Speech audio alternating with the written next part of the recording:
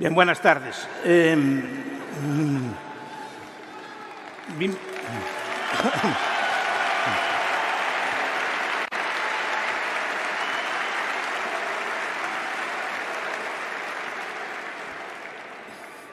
Me invitaron aquí muy amablemente a venir y dije, ¿de qué puedo hablar yo? Vamos a hablar de valores viejos. ¿No? Como decían los galleguistas antiguos, decían, ideas de ayer que valen para hoy. O sea, los viejos valores del trabajo y del ahorro y cómo se están discutiendo a día de hoy. A ver, el capitalismo a día de hoy no tiene rival. Eso puede ser, no sé si es bueno o es malo, pero no tiene rival, en el sentido de que desde la caída del muro no hay una alternativa. Yo me dedico así a leer los tratados, me dedico a leer los libros, a ver qué hacen los pensadores de izquierda, a ver qué están pensando, qué modelos tienen.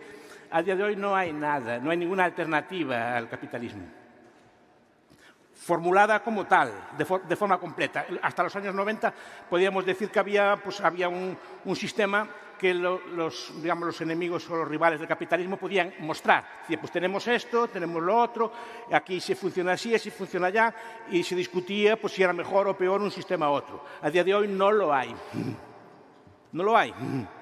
Cuando yo veo al Partido Comunista de China proclamando las virtudes del libre comercio, como fue el otro día, cuando veo a la vicepresidenta del Gobierno diciendo también, alabando las ventajas del libre cambio, digo, aquí no hay alternativa. Lo que hay pues, son alternativas parciales, puede haber algún tipo de cambio en algún sistema, podemos establecer modelos, por ejemplo, de decrecimiento, podemos establecer el parecón, como hizo Michel Albert, podemos establecer esquemas de socialismo de mercado, lo que sea, pero digamos que no hay una alternativa. De hecho, la lucha de bloques a nivel mundial ya no es una lucha económica, es una lucha pues los rusos por un lado, los chinos por el otro, los occidentales por el otro, pero no hay una alternativa económica. No, ninguna de ellas se formula como una alternativa total. Entonces digo, ¿qué pasa aquí? ¿A qué se dedican ahora entonces? ¿No?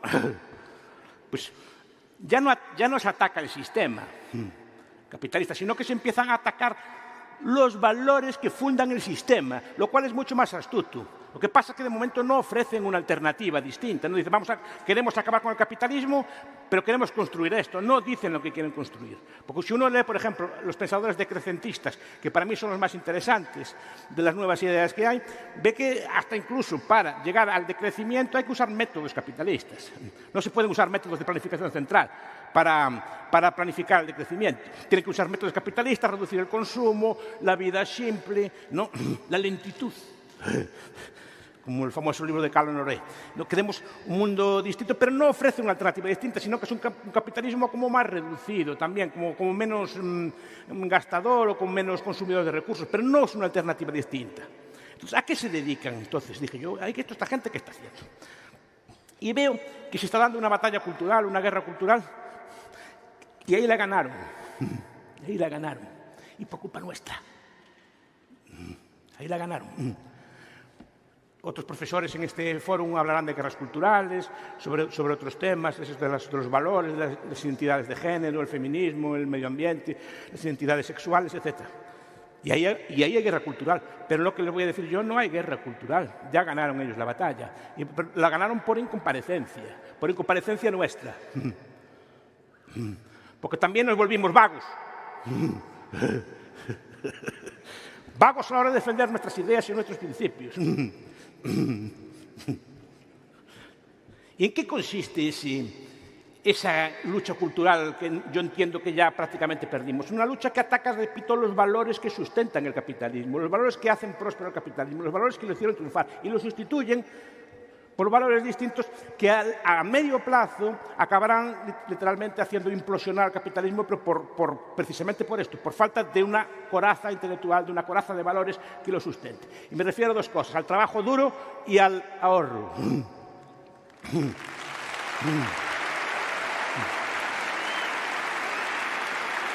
Y no es un argumento a auditores, no es un argumento para aplaudir, es un argumento para reflexionar. ¿Y por qué lo digo? Veamos el caso del trabajo, por ejemplo.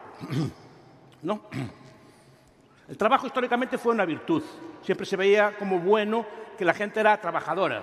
Ustedes ven los teóricos ya no tan atrás como el mercantilismo, se veía el trabajo como una cosa muy buena, como una virtud que había que aprender, que era bueno que los jóvenes aprendieran de jóvenes los valores del trabajo, del esfuerzo, del sacrificio, etc. ¿No? Aquellos libros del padre Guzmán, claro, ¿no? Los bienes del honesto trabajo, ¿no? Un libro del siglo XVII. Entonces, si lo leen allí, ve cómo ya criticaba el vicio de la gente, que pasaban toda la tarde de fiesta, que había que trabajar, etc. ¿No? Ustedes ven los libros, yo por citar un caso español, pero ven los libros del siglo XIX o siglo XVIII, ven a Benjamin Franklin, por ejemplo. En español se tradujo como el libro del hombre de bien, el almanaque del Poor Richard, ¿no? O se tradujo fragmentariamente. Pues ahí se enseña la frugalidad, se enseña el trabajo, se enseña pues, a las personas a esforzarse, a mejorar, a trabajar, etc. Y era un valor que había que enseñar y que los niños y las niñas tenían que aprender de sus padres y tenían que ver cómo trabajaban y era bueno que cogieran hábitos de trabajo, de disciplina, de responsabilidad, que es un valor que ya se olvida también.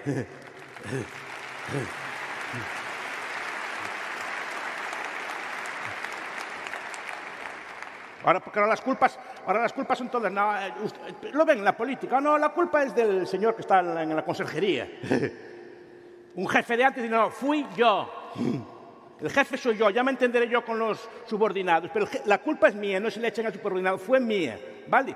Y esa responsabilidad se pierde, la responsabilidad de que las cosas, si no las hago yo, no las hace nadie, y tengo yo que cumplir que las cosas se hagan bien, y soy yo responsable de hacerlo, y eso está perdiendo también. Pues los valores se enseñaban antes, con el ejemplo, en la educación, en la vida religiosa, etc. Se enseñaban una serie de principios que funcionaban así, de ser trabajador, de ser, etc. ¿no? Y era una virtud. Entonces, por ejemplo, leemos al viejo Samuel Smiles. Cuidado, hubo un tiempo que en España se traducían los libros de Samuel Smiles.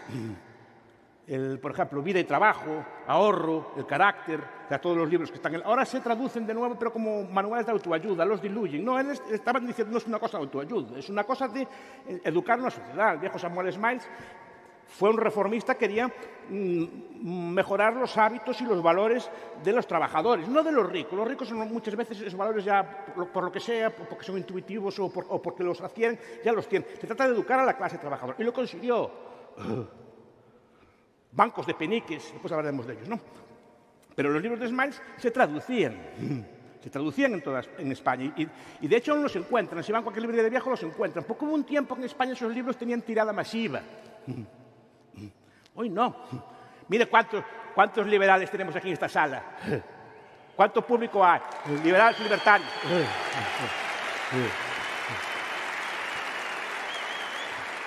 ¿Y dónde está su obra? Vamos a racanear, a descansar, al dolce far niente, a disfrutar del carpe diem.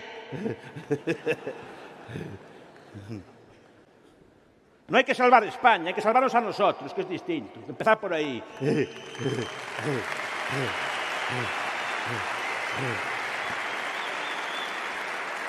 Y si salvan ustedes, no tengan duda que España se salva. España son los españoles, no es un ser que es distinto de ustedes. Vale, entonces yo veía que esos libros antes se vendían. ¿Por qué no se venden esos libros? Yo estuve revisando la bibliografía, sí, yo no valgo para muchas cosas, no valgo para nada, soy bastante inútil y torpón, pero para buscar libros raros sí. Para buscar cosas raras y libros y teorías extrañas, eso siempre se me dio bien, más o menos sé cómo se hace, y ahí no soy tanto. Entonces, esas ideas estuve rebuscando, mira que yo cuando me pongo a buscar, rebusco. No hay nada sobre el trabajo desde entonces. Aquellos libros de Smile o el del viejo Horizon Marden, ¿no? Ahora le traen como una vida optimista, lo traducen ahora como una vida optimista. Antes era un libro para enseñarles las virtudes de la dignidad del trabajo a la juventud. Ese era como el título original del libro. Ahora le llaman una vida optimista, ¿no? Entonces, se quiere como eludir la palabra trabajo de cualquier tipo de discurso, ¿no? Entonces, ¿qué pasó aquí? ¿Qué pasó aquí? Que vemos que hay una época que se producen muchos libros, que se educa a la gente. Si hay aquellas novelas en España, en cambio, tampoco no llegaron. Horacio Alger, por ejemplo, Los libros que educaron a muchos norteamericanos aquí no se tradujeron, no sé por qué, pero los libros de Horacio Alger eran libros de niños que en circunstancias muy difíciles o de jóvenes eran capaces de salir adelante. ¿Y cómo salían adelante?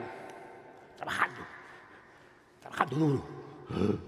Y eso era el modelo que se le plantaban a los niños. Es decir, este niño tuvo una infancia difícil, ahora está en una situación delicada, ¿cómo sale? Y ves que el niño va, se esfuerza, aprende, el niño ya, bueno, no es un niño, obviamente, pero son que se esfuerza, que sale para adelante y al final acaba saliendo para adelante. Eran modelos para los jóvenes, de cómo una persona puede superar la adversidad trabajando y llevando para adelante, ¿no? Entonces, esa es la... Aquí en España había el padre Francis Finn, que tuvo algo más, lo tradujeron más, porque el padre Francis Finn era católico también, pone modelos semejantes. Pero Horacio Alger estuve buscando, no hay nada de él, ni de los autores que eran como él. O sea, que eran libros que muchos tuvieron mucho éxito en mucho tiempo, pero contribuyeron a formar el carácter de muchas generaciones de americanos o de personas del mundo anglosajón. Y este tipo de libros aquí no los tuvimos. Pero aún así, el valor del trabajo, por lo menos, estaba bien visto. Pero ¿qué pasa? ¿Cuándo empieza a degradarse esto? ¿Cuándo empieza a atacarse el trabajo? Yo creo que empieza básicamente con las ideas socialistas. Pero cuidado, el marxismo en principio no estaba en contra del trabajo. Estaba en contra del trabajo capitalista, que es muy distinto. Pero en principio veía bueno que el trabajo, solo que decía que el trabajo había que hacerlo en condiciones socialistas. O sea, si estuviéramos en manos de una empresa socialista o hubiera una economía socialista, pues esos problemas se acabarían. Pero cuidado, ya empieza con los elementos de ataque. Primero, la explotación, la plusvalía, ¿no? El plusvalor. Son palabras que todos ustedes aceptan, sin cuestionarlas. Y vamos a ver, ¿hay plusvalor en el trabajo? Yo creo que no. Honradamente, no sé si usted quiere explicarlo, pero yo creo honradamente que no. Pero bueno, si usted va a trabajar, lo van a explotar. Porque el patrón le quita una parte de su trabajo vivo y se lo gasta y se lo apropia como plusvalor. Ya empezamos mal. Pasamos de que el trabajo era armónico, esto es, si yo trabajo en una empresa y trabajo bien y duro, al patrón le va bien, pero a mí también. Es una situación armónica. Y si la empresa le va bien, a mí también me va bien. Porque es más probable que pueda conservar el puesto de trabajo, es más probable que pueda ganar algún tipo de ascenso, es más probable que no me despidan, es más probable que me suban el sueldo. Desde luego, si la empresa va mal, mal vamos. O sea, yo tengo un interés compartido con esto. Y se transforma en una visión dialéctica del mundo. No, el patrón me roba, el patrón me explota. Ya empezamos mal. ¿No? Dos, la explotación. Entonces, claro, ¿quién va a trabajar para que le roben? ¿Quién va de buen gusto a trabajar, a mejorar, a esforzarse o a formarse para que le roben? Entonces ya vas de mala gana al trabajo. Después, no. ¿Quién va, como escuché a un señor argentino, quién va a laburar para el rico? Yo no quiero laburar para el rico. Lo escuché en una entrevista, me hizo gracia la frase. No quiero laburar para el rico. Adaptamos bien. Entonces yo no trabajo porque es para que hacerlo más rico al rico, no, para que me robe el rico. No. Si empezamos así, ¿quién va a trabajar de buena gana? Entonces la explotación, repito, con el sistema marxista decía que en una sociedad socialista no se aboliría el trabajo, porque sería de otra forma, pero ya de entrada ya degrada el trabajo aquí. Dos, es alienante. Aliena. No controlamos el producto final de nuestro trabajo, no controlamos los procesos de producción. ¿Qué sistema económico los controla? Estás heterodominado. ¿No? Estás dominado por los demás, haces lo que hacen otros, pierdes. Vamos a ver, como si el trabajo preindustrial o el trabajo en el ámbito socialista fuera un trabajo especialmente no alienante. Yo veo más o menos hacen lo mismo. Un sistema preindustrial estaba dominado por el tiempo, en el sentido de que el día te condicionaba la jornada, el clima te condicionaba la jornada, dependías en vez de un patrón malo y explotador, dependías de que no lloviera. Por ejemplo, menuda no alienación. Y el producto final lo controlabas tú. O tenías que venderlo o producirlo, etc. Entonces no acabo de ver dónde está lo alienante del trabajo. Pero bueno, es un concepto que se usa mucho. Nadie que encontrar que me lo defina muy bien, en qué consiste eso de la alienación, pero supuestamente tú vas a trabajar alienado. O sea, estás subordinado a una especie de ideas, una especie de valores, una cosa así como muy mística. Repito que no encontré bien quién me definía el concepto. Yo que leí unos cuantos libros al respecto. Debo ser que no lo entiendo bien, pero estás alienado, entonces no trabajas tampoco así, estás embrutecido. Porque el trabajo capitalista supuestamente embrutece. O sea, los libros de estos todos marxistas que hablan todos del trabajo, estás embrutecido. Pues digo, el ser humano ya no trabaja naturalmente, trabaja siguiendo el ritmo de la máquina. Entonces, trabaja de acuerdo con la máquina y está todo embrutecido, y supuestamente los trabajos capitalistas son mucho más simples que los trabajos de antes. Entonces, se vuelve como una especie, como aquellas películas de Charlie Chaplin, etcétera, ¿no? Como eres como un engranaje en una máquina, estás allí trabajando al ritmo de una cadena, etcétera. Sí. Pero primero, el trabajo capitalista de embrutecedor no tiene nada. No tiene nada. El trabajo capitalista es un trabajo de cualquier trabajador, Es un trabajo sumamente sofisticado. Quería meterlos yo cualquiera de ustedes en una cadena, a ver si son capaces de manejar las máquinas modernas sin instrucción, o a ver si son capaces de colocar las piezas debidamente en un auto, o son capaces de montar un computador, son capaces de montar un teléfono móvil, a ver si es tan fácil. No es tan fácil. Y la mayor parte de los trabajos a día de hoy requieren una gran calificación. El viejo Matthew Crawford sacó un libro muy bueno, se llama Con la mente y con las manos. Aquí no tuvo mucho éxito, en España tampoco. Ese libro aquí en España no sé por qué, no tuvo éxito ninguno. En Estados Unidos tuvo más. Explica la enorme inteligencia que se requiere para hacer cualquier trabajo en una sociedad moderna. Cualquier trabajo. O Mike Rose, en sus libros también sobre el trabajo, ¿no? Diciendo, a ver, pone una camarera, una peluquera, pone trabajo, de eso nada. Una camarera requiere una inteligencia enorme, de discriminar a las personas, ver lo que quiere el cliente, acordarse de todo, tener don de gentes, saber mezclar las cosas, incluso algunas pequeñas dosis de gestión, de saber gestionar una peluquera, un electricista. Todos son trabajos que requieren de gran inteligencia mental y de gran inteligencia manual. Todos. A día de hoy, todos. Pero no, embrutece. O sea, denigran el trabajo. Pero claro, si no se embrutecen, si no roban, si no se alinean, ¿no? Y los trabajos en sí es el precariado. Trabajos de mierda, como decía el libro de David Graeber. No todos los trabajos, todos son así. Cuidado con este libro no es mal libro, a diferencia del título, es un libro bastante inteligente. O sea, en el sentido de que critica los trabajos que hacen daño a las demás personas. Pero la palabra se hizo fortuna. O sea, vamos a trabajar un trabajo de mierda, vamos a trabajar un trabajo alienante, vamos a que nos roben y a que nos exploten. ¿Quién va de buena gana a trabajar? Así. Están diciéndonos todo eso.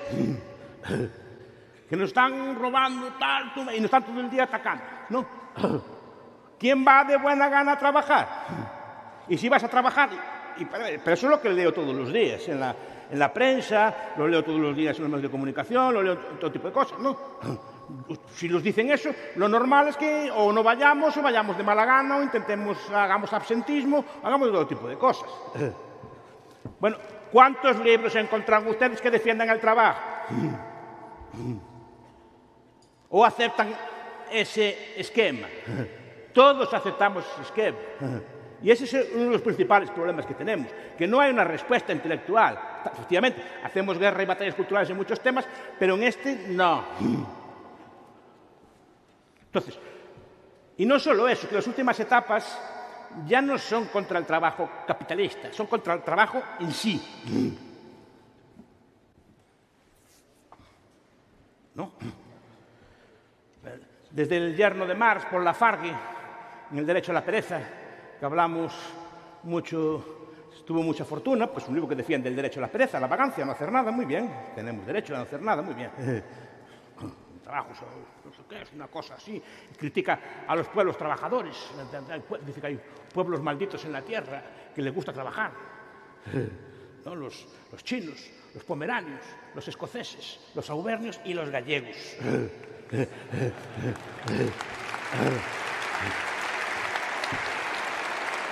Cuidado, no está diciendo que trabajen más, dice que les gusta trabajar. Y de eso doy fe, por lo menos a los gallegos de antes les gustaba. Pito, no digo que sean más trabajadores o que produzcan mejor que los demás, ni que sea un pueblo como más laborioso, sino que les gusta. Y eso lo vi yo de pequeño y lo vi yo no solo en mi familia, lo vi yo en la gente que me rodeaba, los mayores. El problema es que Galicia se españoliza. Es una broma, no, eso no me tomen a mal. No me lo tomen a mal.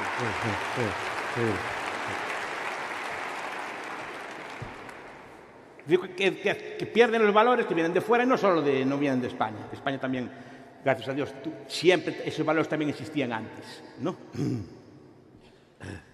Esos valores ya existían antes. Pero veo que se pierden. Repito que las críticas modernas ya son críticas. Bob Black, el anarquista famoso, también el manifiesto Crisis contra el trabajo. No, el último libro de Kathy Wicks, El problema del trabajo, me parece que se llama así, ¿no? Que es una recopilación de toda la literatura contra el trabajo, obviamente diciendo que hay que acabar con el trabajo. No con el trabajo capitalista ya, sino con el trabajo. Entonces tenemos que buscar fórmulas para no tener que trabajar. ¿No? Fórmulas para no tener que trabajar. Que si la renta básica, que si la herencia universal, ¿no? Que tenemos un montón de fórmulas, que tenemos derecho a vivir, ¿no? Entonces, si idean, gracias a Dios, no son sostenibles, porque si no, estoy seguro que ya las hubieran puesto, ¿no? Porque, es decir, no hace falta trabajar, ya alguien nos mantendrá, no sé de dónde va a salir ese alguien, de dónde van a salir esas rentas, pero alguien nos pagará y podemos dedicarnos a vivir, a disfrutar, a realizarnos, ¿no? Y, por supuesto, pero se ve, ¿y esto en qué se concreta después? Bueno, por ejemplo, ahora vemos reducción de la jornada laboral.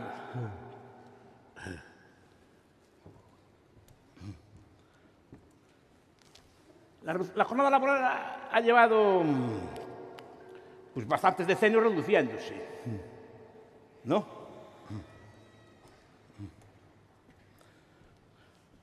Gracias al incremento de productividad, a los bienes de capital, las máquinas, todas las formas de organización, etcétera, pues ha reducido la jornada y la jornada más o menos ha ido reduciendo, tanto en longitud de la jornada como en número de vacaciones. En principio no sin gran problema. ¿Cuál es el problema ahora? El problema es que la reducción de la jornada hecha por decreto se hace, pero no diciendo con esto vamos a incrementar la productividad, vamos a mejorar la organización, etcétera, sino se hace diciendo que el trabajo como que es malo y que vivir solo se vive fuera del trabajo. En el trabajo no se vive. Entonces queremos más tiempo para vivir.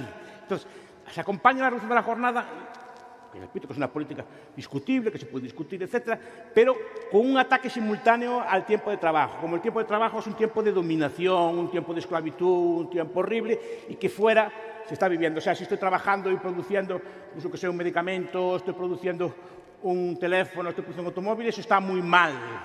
Si estoy en una rave party, de estas que hay ahora, que duran una semana entera, bailando de esas músicas que hay ahora y viviendo y fumando y a lo mejor de esas porquerías que toma la gente moderna.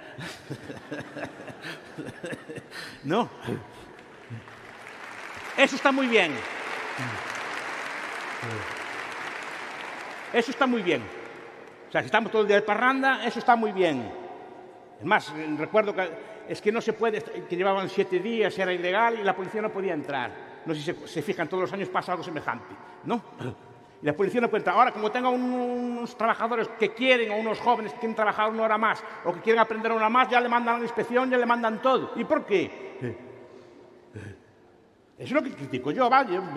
Yo no critico que la gente pues, lo pase bien pues, en sus fiestas, o en sus ravis, o sus cosas. Yo soy, cada uno que haga lo que quiera. El problema es por qué se castiga al que haciendo libremente lo que quiere, decide trabajar, producir, aprender, formarse, estar 1 hora más en el puesto de trabajo. Es decir, voy a aprender que estas horas son oro. Estas horas de aprendizaje son oro. Cuando son jóvenes, sobre todo, cuando están aprendiendo el oficio, cuando están haciendo relaciones, cuando están aprendiendo lo que es su oficio. Eso no, es una explotación, hay que quitarle registros. No, registros horarios implacables. Pero vamos a ver. ¿Pero por qué? Es lo que estoy diciendo yo, porque es una derrota que es una batalla que ya perdimos. Porque yo veo a la derecha primero no planta cara en este punto, no planta cara. En otros temas puede que sí, en este tema no planta cara, ninguna derecha, ni izquierda, ni nada, no hay gente que plante cara en este tema. No, el trabajo es bueno, no pasa nada porque la gente trabaje, ¿vale? No pasa nada.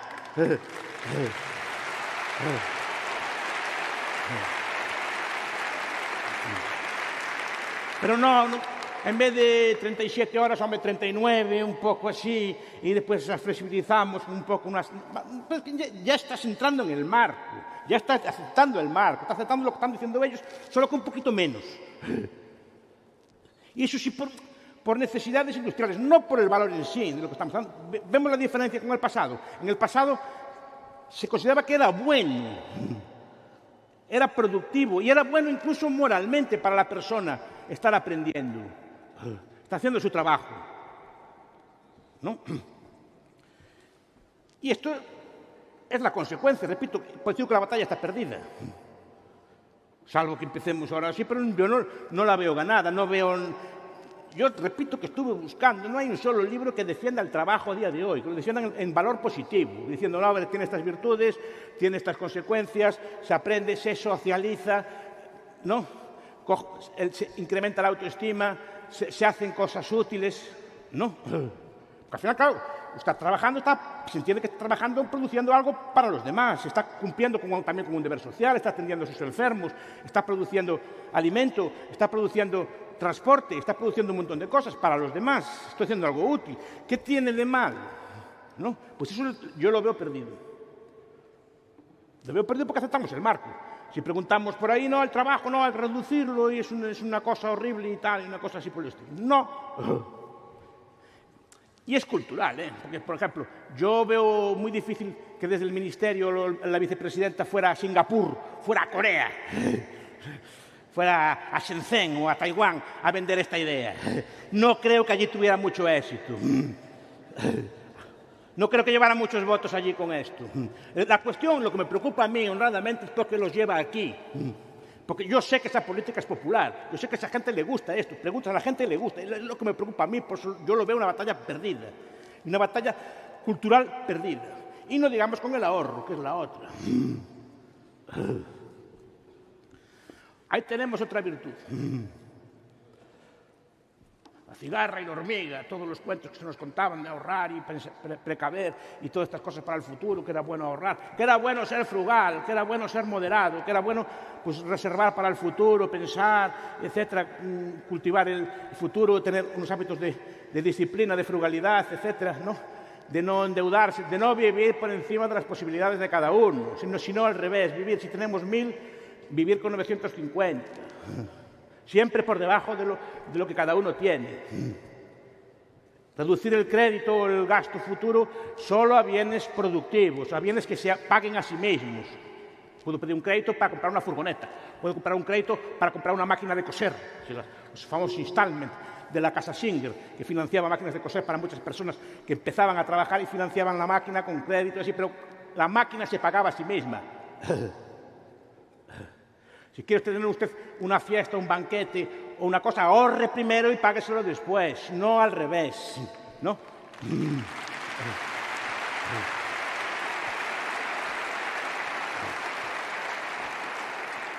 Pero era una virtud muy extendida, el thrift. Los libros de Smiles, que también son de ahorro, que eran libros de defensa del ahorro como virtud moral. Porque a día de hoy, ¿qué encontramos? Encontramos muchos libros sobre el ahorro. O sea, pero son libros de cómo ahorrar, no por qué ahorrar. El de Borja Pascual, Ahorra o Más, o el de Sofía Macías, que me gusta mucho, El pequeño cerdo capitalista, se llama así. Me gusta mucho ese libro, ¿no? O La duquesa frugal, de Sharon Rosenberg, que no está traducido, ¿no? Pero son libros que enseñan, que antes lo sabía, las amas de casa antes tenían libros de ahorro, pues de la cocina con sobras. ¿Quién sabe lo que es eso ya? ¿No? De aprovechar la comida de un día para otro, en todos los tipos de recetas de cocina que se podían hacer, de cómo remendar unas coderas o unas rodilleras, o cómo cosas por el estilo de cómo reparar las cosas, esas cosas que te enseñaban a ahorrar. Pero repito, son los libros que hay a día de hoy, que son muy buenos, repito, que hay bastantes, pero son sobre cómo ahorrar. No por qué ahorrar. Porque a día de hoy el problema es que el ahorro ya no se ve como algo bueno. Y cuidado, aquí el enemigo ya es más potente intelectualmente. Porque ya no viene, la crítica al ahorro viene incluso no solo del Estado, viene de economistas prestigiosos. Por ejemplo, el keynesianismo hizo mucho daño al respecto. Y los socialliberales también. Estoy pensando en Hobson, por ejemplo. Porque ellos ya empiezan, no, que lo bueno es gastar, que la economía es gasto y que hay que estimular la demanda, hay que cebar la bomba, como decía Keynes. No hacer la bomba económica, hay que crear dinero y gastar y el déficit es bueno. Piensen que antes, incluso en el siglo XIX, el gobierno español, cuando dice que el español no es ahorrador o es despilfarrador, cuando dice, no, es que si nos dejaran el euro a nosotros, coño, eso es falso. El español, cuando se puso era muy serio. ¿Quién conoce a don José Echegaray? Fue ministro de Hacienda, a don Raimundo Fernández Villaverde. Era ministro de Hacienda en el siglo XIX. Don José Echegaray, además, fue premio Nobel de Literatura. Y creo que debe ser el premio Nobel de Literatura menos conocido, el que menos se estudia en las escuelas. Porque don José Echegaray nos hablaba del santo temor al déficit. Temor al déficit. El gobierno español no puede estar en deuda nunca. Y aquello se cumplía a rajatabla. Y la peseta, a pesar de no estar basada en el oro, competía con el oro en cualquier sitio del mundo. ¿Dónde están aquellos españoles? ¿Dónde están?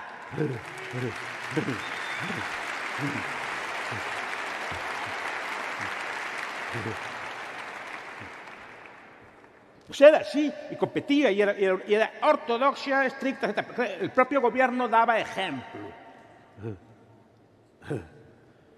Si España no tiene dinero, pues no puede gastar en tal cosa, punto, ya está, no hay, es lo que hay, punto, no hay plata, como diría Milei, no hay plata, punto, y hay que ajustarse a lo que hay. Ahora no, llegó Keynes, no, tire para adelante, emite deuda, haz inflación, haz billetes, está bien, no, delix, todo tipo de cosas, no, vamos a hacer todo tipo de...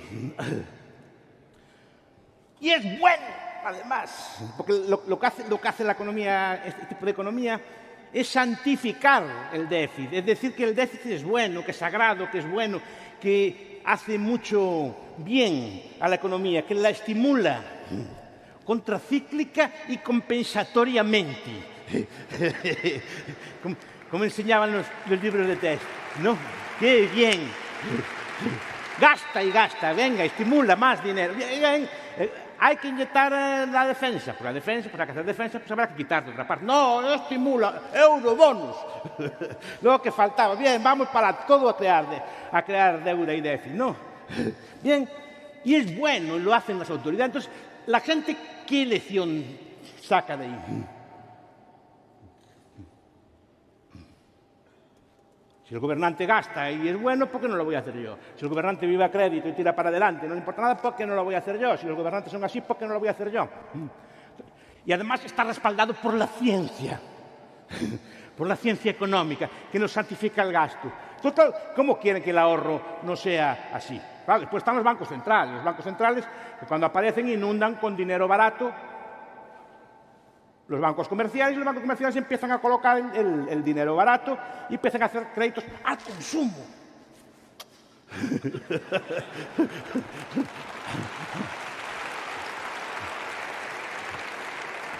Al consumo. La casa Ford, cuando apareció, decía, usted quiere un auto. ¿Vale? Y este era el mecanismo. Quiere un auto Ford, muy bien. Empieza a ahorrar 100 euros o 100 dólares cada mes durante X años, y lo que ahorra más los intereses, a cabo de 4 años, 5 o lo que sea, le damos el coche. Pero lo empieza a ahorrar hoy y le damos el coche dentro de 4 años. La persona que quería un coche o un bien de consumo o lo que fuera, sabía que tenía que ahorrar y había planes para comprar cosas. Había planes, quiere comprar un bien de capital, lo que sea así, hay un plan de ahorro para que usted compre el bien. ¿De acuerdo? Pero no lo tiene ya. No, lo compre ahora y pague mañana. ¡Viva la Virgen! No. Y eso no desmoraliza, no cambia la cultura. Pero eso fueron los bancos centrales, las políticas de inflación. La inflación es el enemigo número uno del ahorro. ¿Para qué va a ahorrar usted si se lo va a comer la inflación? ¿No? Eso es lo que hacen, por un lado, la economía, la teoría económica, por otro lado, los gobiernos, pero cuidado, después nosotros también, Porque el enemigo número uno del capitalismo, número uno, es el consumismo. Miren lo que estoy diciendo. El consumismo. Y parezco un clérigo viejo, pero los clérigos viejos tenían mucha razón cuando hablaban. El consumismo. Porque la gente confunde. Y eso es otra analogía. Primero se degrada el ahorro y después se le da un sustituto falso. No, hay que vivir la vida. Hay que tener el carpe diem. Hay que pasarlo bien. Vivamos, comamos y bebamos, que mañana moriremos. Que bien lo tenemos que pasar a día de hoy. No, esa es la idea de pasar el tiempo. Es el consumismo. No, y si no tienes, pide un crédito. Y después pide otro crédito. O un crédito revolving. No. Pidamos todo ese tipo de cosas. Muy bien. Y así prosperamos. Claro, entre el deterioro cultural, entre la crítica también literaria, cinematográfica, de los medios de comunicación, que defiende vivir la vida y pasarlo bien, pues claro, pues el ahorro se deprime. La gente deja de ahorrar, se pierden los valores que sustentan el capitalismo. Solo están conservados en algunos países del mundo, sobre todo en el sureste asiático. Entonces, en estos sitios se conservan los valores. ¿Y por qué cree que crecen? Porque son muy guapos, porque son muy listos, porque tienen estas costumbres muy arraigadas de la frugalidad, lo que decía Lawrence Harrison, en Quién prospera, que es un libro muy interesante, explicando por qué esos pueblos franceses, porque tienen la disciplina y el trabajo del confuciano y la frugalidad del taoísta. Entonces lo conjugan todo y ahí tienen. Eso lo teníamos nosotros también. Y no sé de quién copiamos estas cosas. No lo sé, pero hasta aquí llegaron. Y repito que no hay nada intrínseco en el pueblo español que lo tenga por qué tener. Repito que era un pueblo ejemplar. Ustedes ven en los libros de economía del siglo XIX, era un pueblo ejemplar. ¿No? Esta imagen de vividor y así no era cierta. Y ven a sus abuelos y no era cierto eso que dice. Eso nos volvimos nosotros así. ¿Por qué? Eso como usted dice, y otra batalla perdida. Porque si ustedes luchan, por ejemplo, contra estas derivas postmodernas, estas guerras culturales, aún hay debate. Pero ustedes dicen estas cosas. Se ríen de ustedes. Se ríen de ustedes. Tampoco encontré ningún libro que lo defienda a día de hoy, el ahorro. Pero no que como ahorrar, sino por qué es bueno ahorrar, qué virtudes tiene la autodisciplina, el autocontrol. La persona ahorradora normalmente lleva una vida ordenada, honesta y ordenada.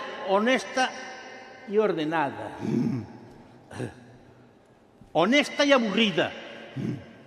Claro que la vida de ahorro es aburrida. Claro que requiere de cierta honestidad en el trato.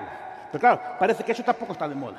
Entonces, lo que con esto, ya para concluir, ya que este pinganillo ya me echa para afuera. Digo, creo que el fallo en este aspecto, repito que es una guerra cultural no dada, no se da este combate, yo no lo veo en ninguna parte, ni en los medios de comunicación, ni en los libros, ni en los chats, ni en Instagram, ni en TikTok. No lo veo en las redes este tipo de debates. ¿No? Digo, por lo menos debatirlo un poco y ver cuáles son las consecuencias de todo esto. Porque yo creo que planteamos mal el tema. Planteamos a la defensiva. Digamos que los críticos atacan los principios fundamentales que rigen el capitalismo, que es el ahorro y el trabajo, aparte de muchos otros, y también las pequeñas virtudes. La puntualidad, la pulcritud, ¿no? El orden, todas las virtudes pequeñas que se decían así, la cortesía. Esto da para una conferencia entera. Las virtudes son las que engrasan la vida social, son las que nos permiten estar cómodos en un trabajo, que nos respeten, sentirnos bien hablados, y esas cosas se pierden también en el camino. Pero claro, eso lleva a que la civilización capitalista, que está fundada en eso, vaya degradando. Entonces, ¿cuál es la consecuencia? Que tampoco planteamos el problema en positivo. Planteamos en negativo, siempre resistiendo. No, repito, no vamos a ahorrar tanto. El ahorro hay que gastar, hay que consumir, hay que estimular la economía.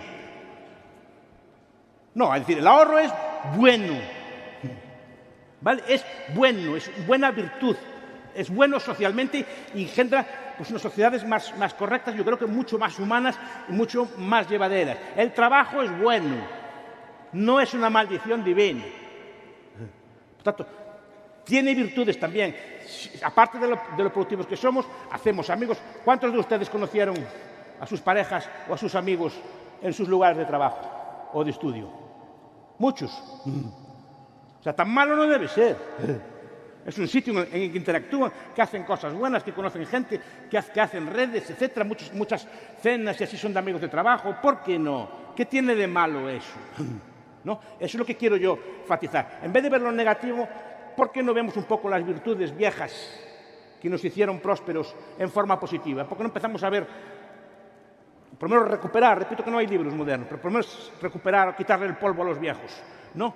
De estos valores, de estos principios, de sacar un poco para adelante, digamos, lo mejor que tenemos.